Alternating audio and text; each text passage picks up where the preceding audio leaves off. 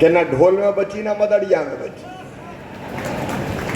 कांग्रेस कोई दीन की नहीं बची। गलत फैसले। मैं आज जिम्मेदारी से आपसे कहना चाहता हूं, राहुल गांधी वामपंथियों के बंधक हैं, भारत की सनातन परंपरा से जुड़े नहीं हैं। वो जानते नहीं भारत की माटी क्या है। कैसे कैसे फैसले कर रहे हैं। पचौरी जी क्यों आहत हुए? बाप बताओ, अयोध्या में भगवान राम की जन्मभूमि पर मंदिर बना, आपको खुशी हुई कि नहीं हुई? अरे सबको हुई कि नहीं हुई? रामलला की प्राण प्रतिष्ठा हुई, आपको खुशी हुई कि नहीं हुई?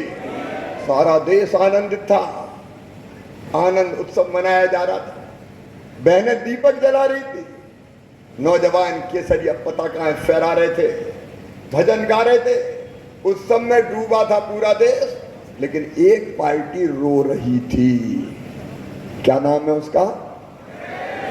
जोर से बोलो, क्या नाम है उसका? कांग्रेस रो रही थी। निमंत्रण मिला, लिख के निमंत्रण, आइए मैडम सोनिया गांधी जी, आइए खड़गे साहब, आप भी पधारिए। बताओ जाना चाहिए था कि नहीं? अरे कांग्रेस को जाना चाहिए था कि नहीं? लेकिन खोपड़ी पे मंथरा बैठ गई। जाको प्रभु दारुण दुख देही, बाकी मती विनाश काले, विनाश काले। अरे तुम्हारा बिगड़ क्या रहा था? मोदी जी को 100 बार दिखाते कैमरा वाले, तो 2-5 बार तुम्हें भी दिखा देते हैं। नहीं, हम नहीं जाएंगे, मीन मेघ निकाल गए। और ऐसा कभी हुआ है? पचौरी जी जैसे नेता इसलिए कांग्रेस छोड़ के बाहर हो गए कि जो राम का नहीं वो हमारे काम का नहीं। छोड़ो ऐसी कांग्रेस, क्या करेंगे कांग्रेस? कई जगह कांग्रेस ने मुझे कहा कि भैया जनता में जाते थे, तुमने तो राम का विरोध कर दिया, तो मुंह कैसे दिखाएं? और लिख के ऐसा विरोध किया कि जब तक सूरज और चंद्रमा रहेंगे, ये धरती रहेगी, ये बात लिखी रहेगी कि कांग्रेस ने राम मंदिर की प्राण प्रतिष्ठा में जाने का विरोध किया था। बोलो, लिखी रहेगी कि नहीं? राहुल बाबा, अरे तुमने 10-20 साल के लिए नहीं, हजारों साल के लिए कांग्रेस को कलंकित कर दिया। बताओ, ऐसी कांग्रेस को वोट देना चाहिए क्या? काय के लिए कांग्रेस को वोट? को एक कारण तो बताए, क्या धरा है कांग्रेस को, कोई बताए तो। इसीलिए विचारवान नेता छोड़ छोड़ के आ रहे हैं कि अब इस कांग्रेस में करेंगे क्या। और जिस पार्टी की यह हालत हो गई हो, एक ही चीज सोचो, अपन तो सामान्य सी बातें करते, गांव के आदमी हैं। बताओ, कांग्रेस की सबसे बड़ी नेता कौन है? बोलो ना। श्रीमती सोनिया गांधी जी कहां से चुनाव लड़ती थी? रायबरेली से। अब बताओ, सोनिया गांधी लड़ रही है क्या? क्यों नहीं लड़ रही? अरे क्यों नहीं लड़ रही? हार के डर से नहीं लड़ रही, राज्यसभा में चली गई। आप बताओ, जो नेता खुद जीतने का विश्वास खो बैठे, वो कांग्रेस को जिता सकते हैं क्या? राहुल बाबा कहां से लड़ते थे? अमेठी। अब अमेठी से लड़ रहे हैं क्या? राहुल बाबा रण छोड़ दास हो गए, मैदान छोड़ा और अमेठी से बायनाग निकल गए। हम तो चले परदेश, हम परदेसी हो गए। उत्तर प्रदेश वालों, तुम अब भाई जड़ें नहीं बची। बताओ, जो खुद नहीं जीत सकते वो कह रहे हैं कांग्रेस को जिताएंगे। बोलो, बात सही है कि नहीं? सत्ता के स्वर्ण सिंहासन पर बैठने के लिए नहीं, अपने देश की सेवा के लिए, जनता की सेवा के लिए। और देश की सेवा और जनता की सेवा का एकमात्र माध्यम है केवल भारतीय जनता पार्टी, और कोई दल नहीं है। और मैं सच बताऊं,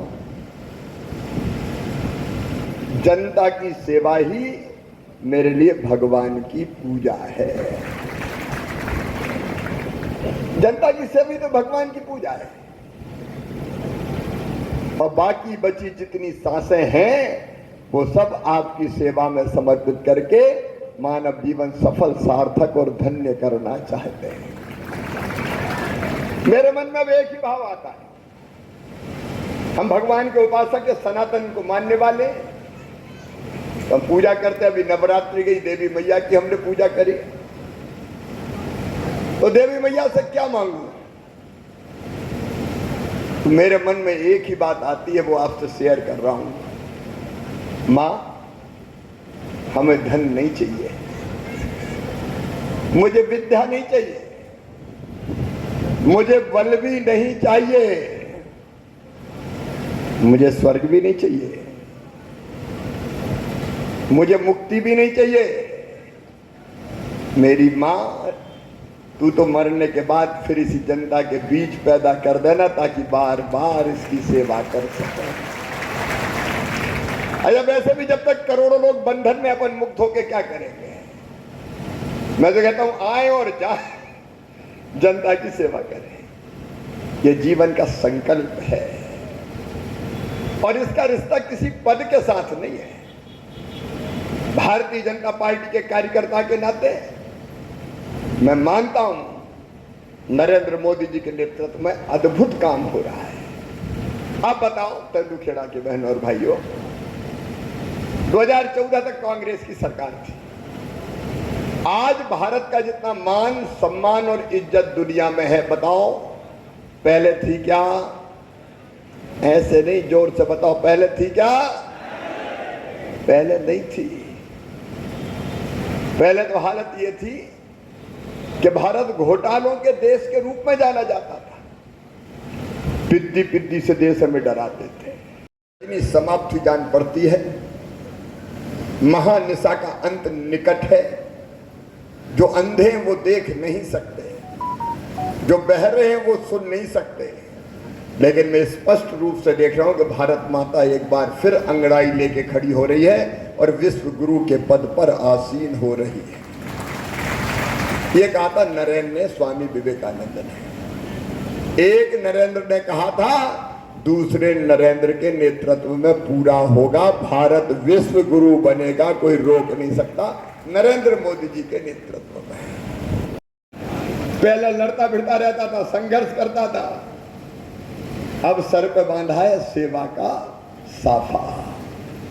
और कोई काम ही नहीं है भैया को दूसरा, घर में और कोई है ही नहीं, दिन और रात आपकी सेवा तो करना है, क्या वजह? तो दर्शन भी फक्कड़ नेता है। और ध्यान रखना, कांग्रेस को तो एक ही मिलता है, शराब रे। ये कौन का भला करेंगे? कोई का भला करेंगे क्या? बता, ये धन का अर्जन करते हैं अपने स्वार्थों की पूर्ति के लिए। जनता की सेवा का कोई मूल्य इनकी नजरों में नहीं है। और ये तेंदुखेड़ा नरसिंहपुर है जो सिद्ध करेगा कि हम धन बल के आगे पसीने को पराजित नहीं होने देंगे। उसके साथ सारी जनता उसके खड़ी हो जाएगी। और क्या आपका आशीर्वाद दर्शन को मिले, भारतीय जनता पार्टी को मिले और आगे बढ़ के मोदी जी को मिले विकसित भारत के निर्माण के लिए। और वही आशीर्वाद मामा के लिए भी हो जाएगा। आओ मेरे बहनों और भाइयों, एक बार फिर तेंदुखेड़ा की इस पवित्र धरा पर हम संकल्प लें कि भारी बहुमत से इस विधानसभा से भी हम दर्शन चौधरी को जिताएंगे, कमल के फूल की बटन दबाएंगे, मोदी जी को फिर प्रधानमंत्री बनाएंगे। बोलिए, सब तैयार हैं?